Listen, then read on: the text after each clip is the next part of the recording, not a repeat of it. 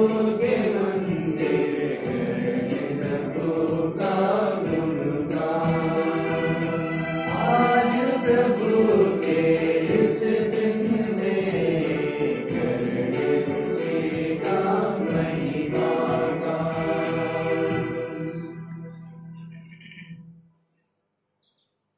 पिता और पुत्र और पवित्र आत्मा के नाम पर आमीन। हमारे पुनर्जीवित प्रभु यीशु ख्रीस्त की कृपा, ईश्वर का प्रेम तथा पवित्र आत्मा का साहचर्य आप सबों के साथ हो और आपकी आत्मा के साथ भी। ख्रीस्त में प्रिय माता पिताओं, भाई बहनों और बेटी बेटियों, आज का इस वचन के माध्यम से प्रभु यीशु ख्रीस्त पवित्र कलीसिया को आज के परिवर्तित परिस्थिति एवं वातावरण और नए विचारधारा के अनुकूल नई नीति, नई रीति के अनुसार, नए तौर तरीका के अनुसार उपलब्ध साधनों का सुसमाचार प्रचार और प्रसार हेतु सदुपयोग करने के लिए हमारा आह्वान करते हैं। हमें ईश्वर ने बहुत सारे वरदान से विभूषित किए हैं। उन्होंने हमें बहुत सारे साधन ही दिए हैं। हम इन सब का उपयोग कैसे करते हैं? हम अपने ही वरदानों का उपयोग किस माध्यम से और किसके लिए करते हैं? आइए हम अपना आत्मलोकन करें, अपने आप को निहारें और अपने आप को देखें कि जिस तादाद में हमें वरदान मिला है, हमें संसाधन मिले हैं, उस सब का क्या मैं सदुपयोग करता हूँ? क्या ये सब मेरे लिए, अपने लिए, दूसरों के लिए आगे बढ़ने और आपस में प्रेम स्थापित करने में सहायक सिद्ध होते हैं? अपने सभी छोटे बड़े गुनाहों के लिए, कमजोरियों के लिए, दोषों के लिए, कमियों के लिए हम सारे हृदय से बसता है और क्षमा याचना करें।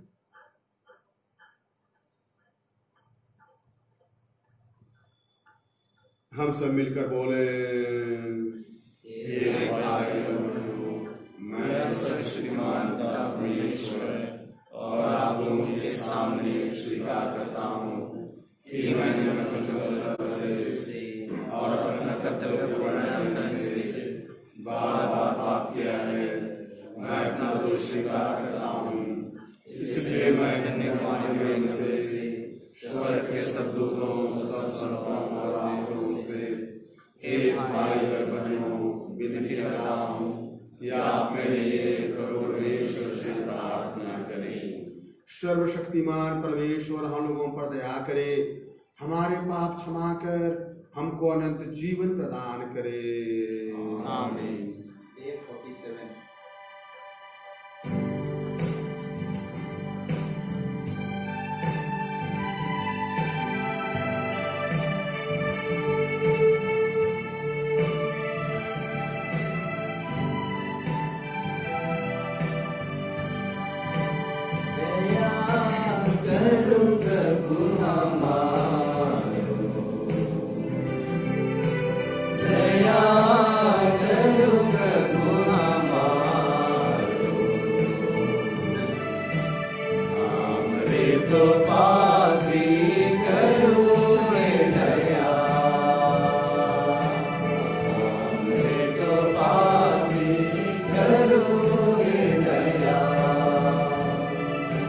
दया करो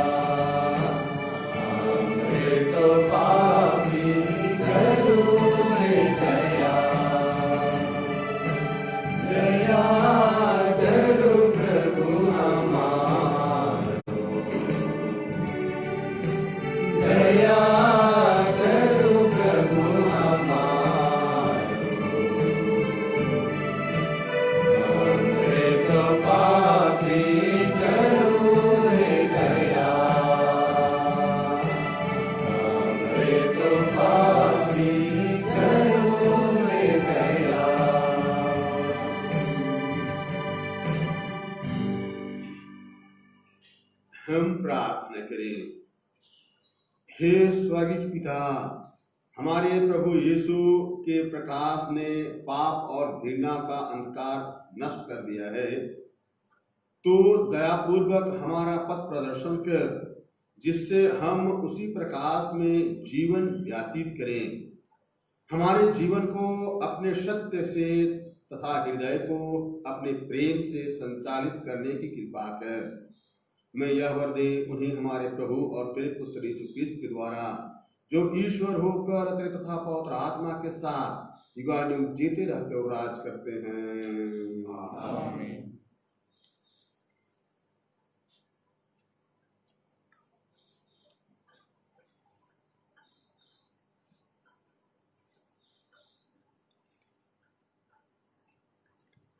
पहला पाठ नबी आमोस का ग्रंथ, अध्याय 9 पद संख्या 11 से 15 तक। अपनी प्रजा के निर्वासितों को वापस ले आऊंगा और उन्हें उनकी अपनी भूमि में स्थापित करूंगा। उस दिन मैं दाऊद का टूटा फूटा हुआ घर फिर खड़ा करूंगा। मैं उसकी दरारें भर दूंगा और उसके खंडारों का पुनर्निर्माण करूंगा।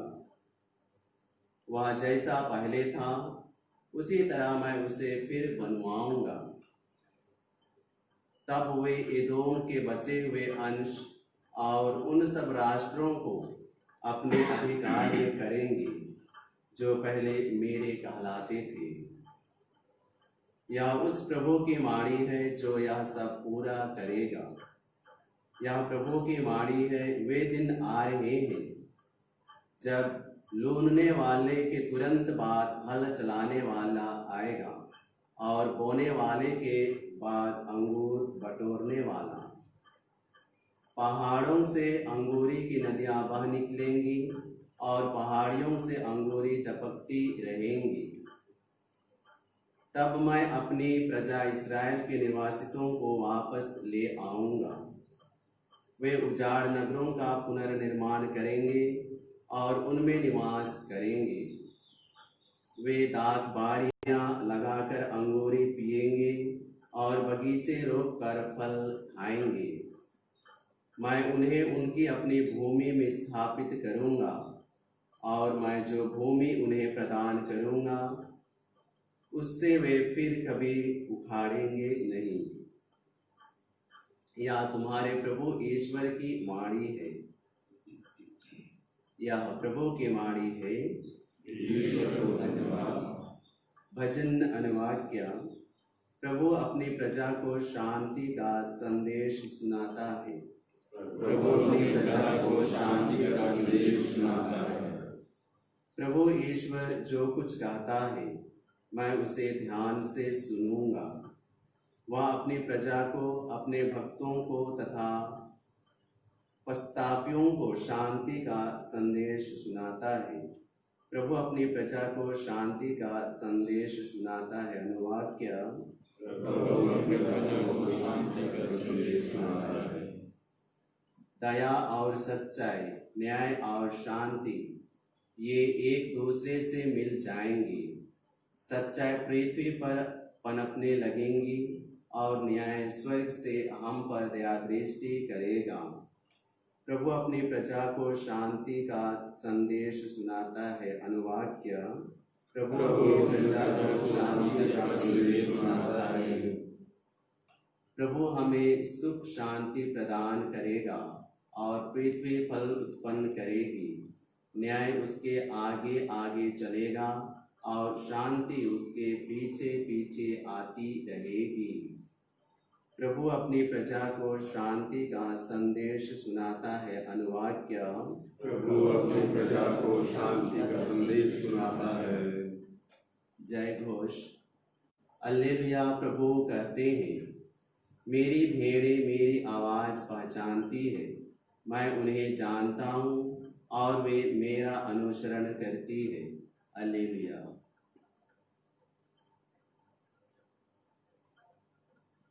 प्रभु आप लोगों के साथ हो और आपके आत्मा के साथ भी। संत मती के अनुसार पवित्र सुसमाचार। प्रभु की जय। अध्याय 9 पद संख्या 14 से 17 तक। क्या जब तक दूल्हा साथ है बाराती शोक मना सकते हैं? योहन के शिष्य एक दिन आकर कहने लगे, हम और फरीसी उपवास किया करते हैं, आपके शिष्य ऐसा क्यों नहीं करते? यीशु ने उनसे कहा, क्या जब तक दूल्हा साथ है बाराती शोक मना सकते हैं? किंतु वे दिन आएंगे जब दूल्हा उनसे बिछुड़ जाएगा, उन दिनों वे उपवास करेंगे।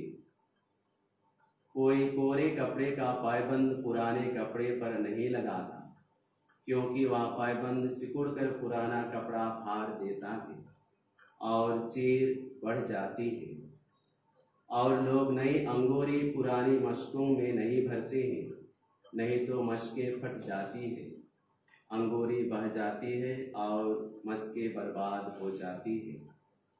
लोग नई अंगूरी नई मशकों में भरते हैं, इस तरह दोनों ही बची रहती है।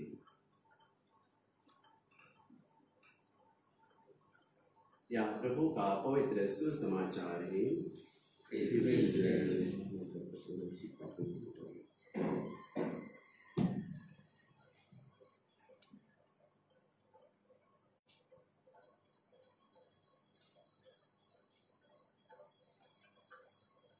प्रिय माता पिता, भाई बहनों, बेटे बेटियों, आज के सुसमाचार में नए कपड़े के पायबंद एवं नई अंगूरी को नए मशकों में भरने के दृष्टांत द्वारा इस वर्तमान सुसमाचार प्रचार एवं प्रसार की नीति एवं तरीके को उपयुक्त ढंग से वातानुकूल संदर्भित बनाने की आवश्यकता को प्रतीकात्मक रूप से व्यक्त किया गया है। यहाँ यीशु अपने शिष्यों को जीवन के हर परिस्थिति से निपटने के लिए, जीवन के हर समस्या को सुलझाने के लिए व्यवहारिक टिप्स देते हैं, व्यवहारिक उपाय बतलाते हैं।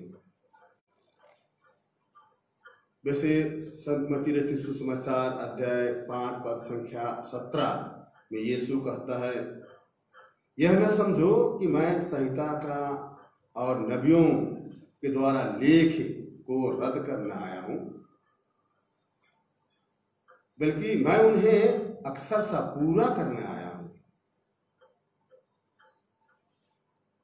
हम यीशु के जीवन में, उसी के कार्य में, उसी के जीवन शैली में नए नियम एवं पुराने नियम के समन्वय को पाते हैं।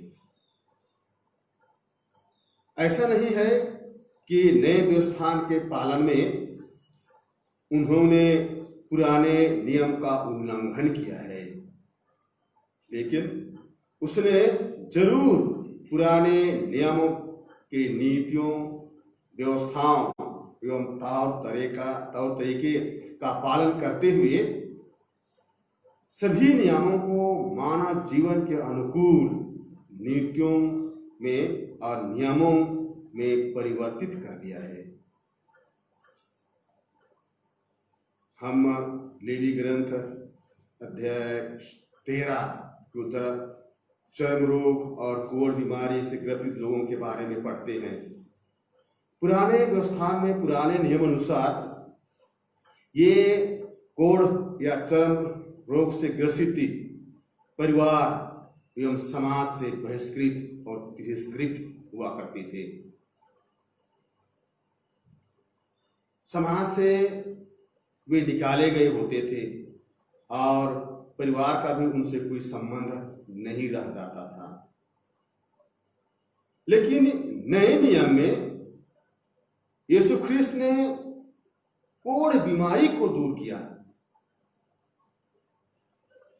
कोढ़ बीमारी को बहिष्कृत कर दिया, लेकिन लोगों को अपनाया, लोगों को आलिंगन किया। उसने बीमारी को दूर किया, व्यक्ति को नहीं। वैसे ही पुराने व्यवस्था में मूसा की संहिता के अनुसार व्यभिचार में पकड़े जाने पर पत्थरों से मार डाला जाने का हुक्म था। हम जानते हैं पापनी स्त्री की दृष्टांत को शास्त्री और फरीसी उसे पकड़ के लाते हैं और मूसा का नियम के हवाला देकर पत्थरों से मार डालना चाहते हैं। यीशु उन्हें मूसा की संहिता अनुसार स्त्री को पत्थर से मारने के लिए मना नहीं करते हैं, लेकिन कहते हैं तुम में से जो निष्पाप हो वही पहला पत्थर मारे। तुम में से जो निष्पाप हो वही पहला पत्थर मारे। और हम जानते हैं सब बड़ों से लेकर छोटों तक एक एक करके चले गए। इस तरह यीशु पाप का विरोध करते हैं, लेकिन व्यक्ति का नहीं। प्रिय माता पिता भाइयों बहनों, इस तरह यीशु ने पुराने नियम का पालन करते हुए उसमें कुछ सुधार कर उन नियमों को मानव जीवन के हित में परिवर्तित कर दिया। आज यीशु हमें चुनौती देते हुए कहते हैं कि कुंठित मन कभी भी नए और पुराने विचारों को एक साथ लेकर नहीं चल सकता। आज प्रभु हम प्रत्येक को अपने मन, दिल एवं सोच को खुला रखने के लिए निमंत्रण देते हैं। हम प्रत्येक अपने मन और दिल से सकारात्मक सोच रखने के लिए आह्वान करते हैं तथा दूसरों की हित एवं भलाई देखने के लिए हमारा निमंत्रण देते हैं। हम अपना मन एवं दिल को खोलें तथा प्रभु परमेश्वर के प्राज्ञा के लिए निवेदन करें, जिससे हमारे लिए व्यवस्थित नियम जो भी हो दूसरों की भलाई तथा मानव हित की बातें हम सोच सकें और पवित्र आत्मा हम प्रत्येक को अधिक उदार बनाए और हम प्रत्येक को सद्बुद्धि प्रदान करें।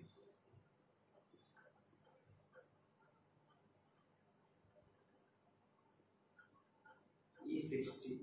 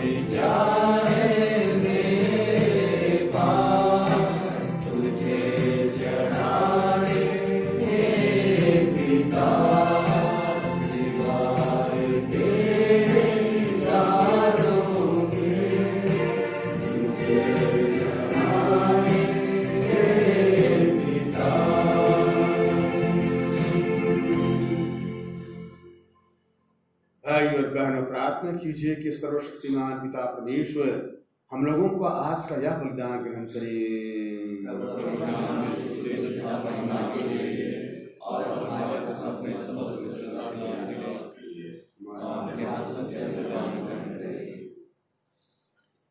हे ईश्वर, तू अपने सामर्थ्य से दयापूर्वक संस्कारों को फलप्रद बनाता है। हमें शक्ति प्रदान कर कि हम इस पवित्र संस्कार का अनुष्ठान योग्य रीति से कर सकें। हम यह प्रार्थना करते हैं उन्हें हमारे प्रभु यीशु ख्रिस्त के द्वारा। आमीन। प्रभु आप लोगों के साथ हो। प्रभु में मन लगाइए। हम अपने प्रभु परमेश्वर को धन्यवाद दें। हे पूज्य पिता, यह परम उचित है, हमारा कर्तव्य तथा कल्याण है कि हम सदा और सर्वत्र तुझे धन्यवाद दें। तूने प्रेम से प्रेरित होकर मनुष्य की सृष्टि की, न्याय के अनुसार उससे अपराधी को हराया और दया करके हमारे प्रभु यीशु ख्रिस्त के द्वारा उसका उद्धार किया है। इसलिए हम सभी दूतों और संतों के साथ तेरा गुणगान करते हुए निरंतर एक स्वर से कहते हैं, पवित्र पवित्र पवित्र प्रभु स्वर्ग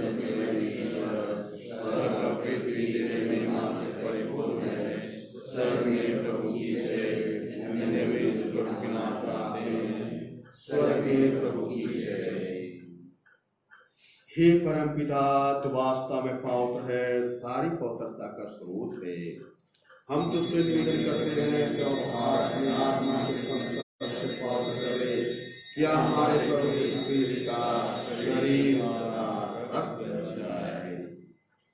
जिस रात को यीशु स्वेच्छा से मृत्यु के लिए सौंपे गए, उन्होंने रोटी ली, तुझे धन्यवाद दिया और रोटी तोड़कर उसे अपने शिष्यों को देते हुए कहा, तुम सब इसे लो और खाओ, यह मेरा शरीर है जो तुम्हारे लिए बलि चढ़ाया जाएगा।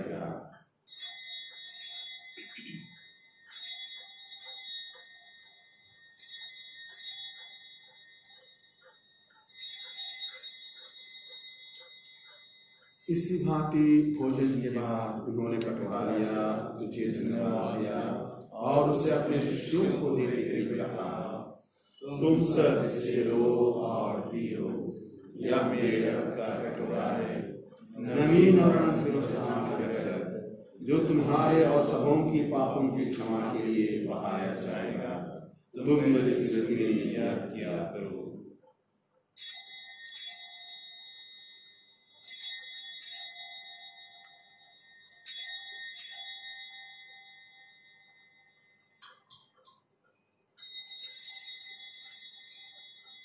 यह है हमारे विश्वास का रहस्य।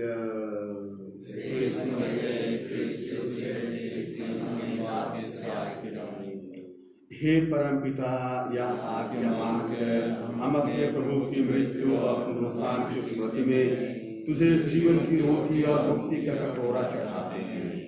हम तुझे धन्यवाद देते हैं कि तूने हमें अपने सम्मुख उपस्थित होने और अपनी सेवा करने का सौभाग्य प्रदान किया है। हमारा नम्र निवेदन है कि हम सब जो ख्रिस्त का शरीर तथा रक्त ग्रहण करते हैं, पवित्र आत्मा के द्वारा एकता के सूत्र में बंधे रहें। प्रभुवर हमारे संत पिता फ्रांसिस, हमारे धर्माध्यक्ष पतरस मेंजर और सभी याजकों के साथ विश्व भर में फैले अपने कलीसिया की सुधि ले तथा इसे प्रेम में सिद्ध बना दे।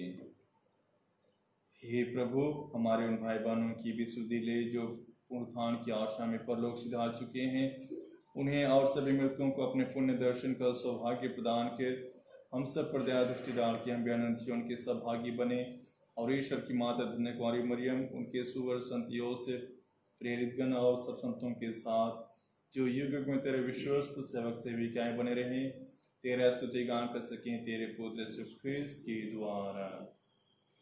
इन्हीं प्रभु ख्रिस्त के द्वारा, इन्हीं के साथ और इन्हीं में हे सर्वशक्तिमान पिता परमेश्वर, पवित्र आत्मा के साथ तुझे समान तथा महिमा युगानुयुग मिलती रहती है।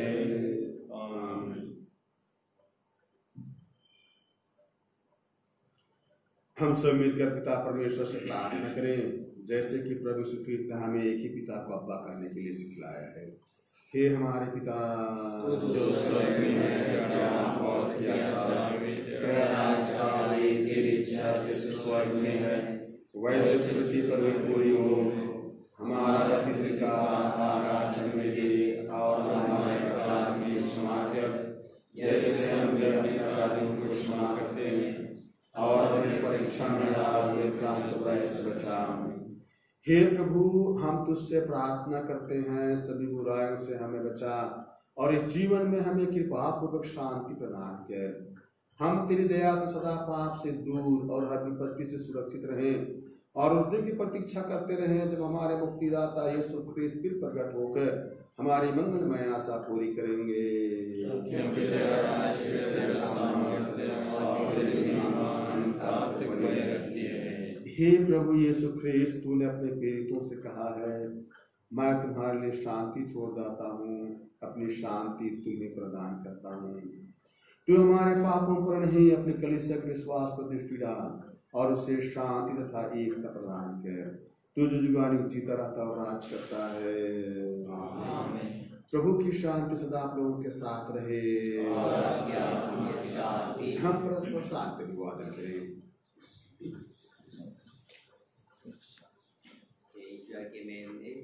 संसार के पाप पर लेता है, हम पर दया कर।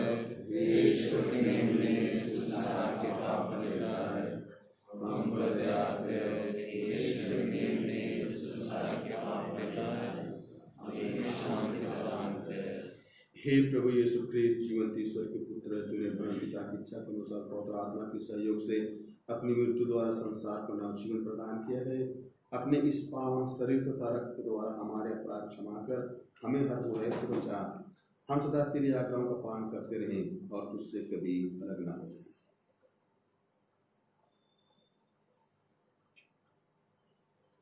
देखिए ईश्वर का मेमना जो संसार के पाप भर लेते हैं। धन्य हम सब उसके पवित्र भोज में बुलाए गए हैं। प्रभु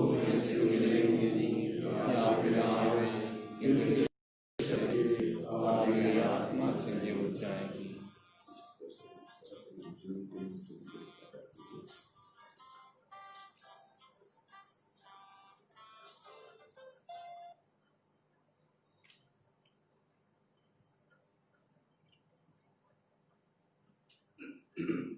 F69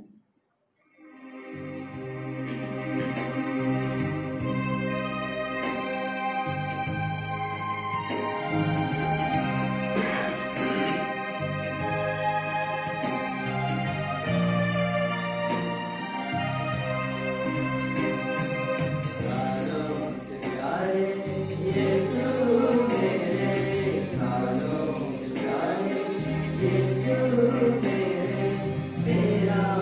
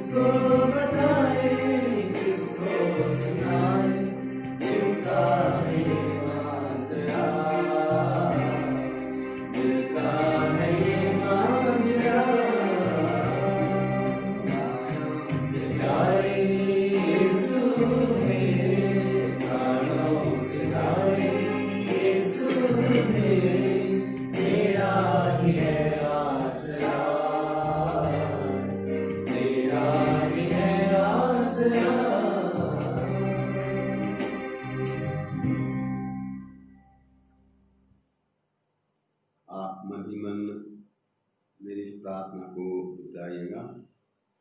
हे प्यारे प्रभु यीशु, मैं दृढ़ विश्वास करता हूँ कि आप परम प्रसाद में उपस्थित हैं। मैं आपको अपने हृदय में ग्रहण करना चाहता हूँ। परम प्रसाद में आपको साक्षात ग्रहण करना अभी संभव नहीं है। अतः मेरे प्रभु, आप मुझ पापी के हृदय में आत्मिक रूप से आने की कृपा कीजिए।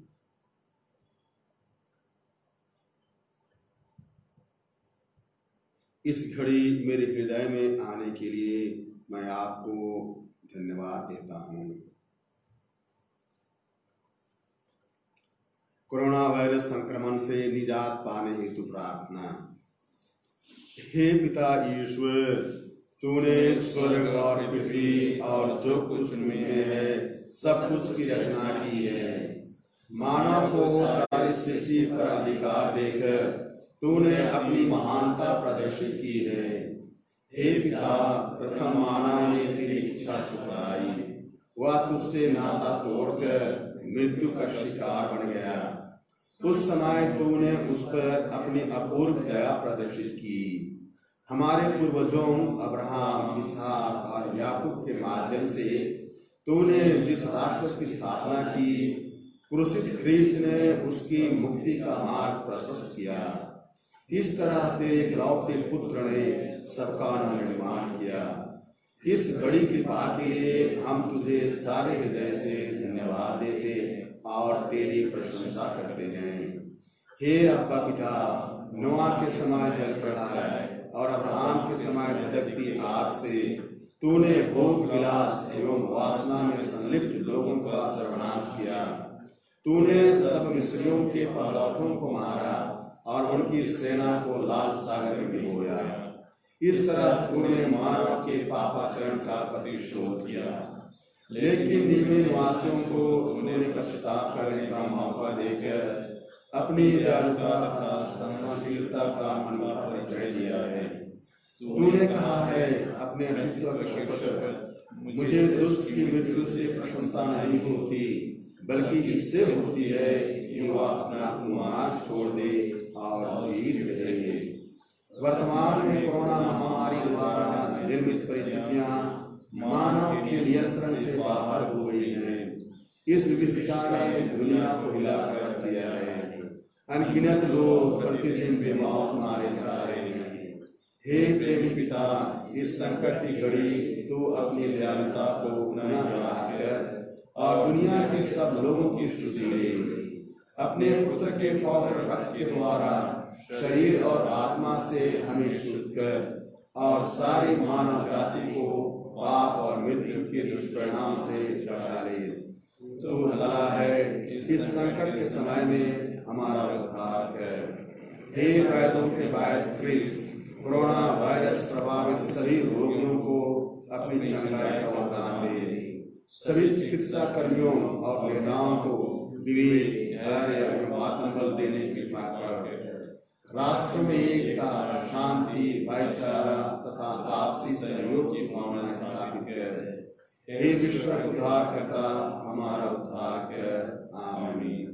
हे मां मरिया, पीड़ितों की सहायता, हमारे लिए प्रार्थना कर। प्रणाम मरिया, कृपा पूर्ण प्रभु तेरे साथ है, धन्य स्त्रियों में और धन्य तेरे गर्भ का फल यीशु। हे संत माता परमेश्वर की मां, प्रार्थना कर पापियों के लिए और हमारे मरने के समय। आमीन। हम प्रार्थना करें। हे प्रभु, इस याग में जो बलि चढ़ाया गया है यह हमें जीवन प्रदान करे। इसके प्रभाव से हम तेरे साथ अटूट प्रेम में संयुक्त रहकर जीवन में स्थायी फल पैदा करें। यह हमारी प्रार्थना है उन्हीं हमारे प्रभु यीशु क्रिस्त के द्वारा। आमीन। प्रभु आप लोगों के साथ हो। सर्वशक्तिमान परमेश्वर पिता और पुत्र और पवित्र आत्मा आप सबको आशीर्वाद प्रदान करे। आमीन। हम सब विदा लें। प्रभु की शांति और प्रेम में बने रहें। ईश्वर को धन्यवाद। G32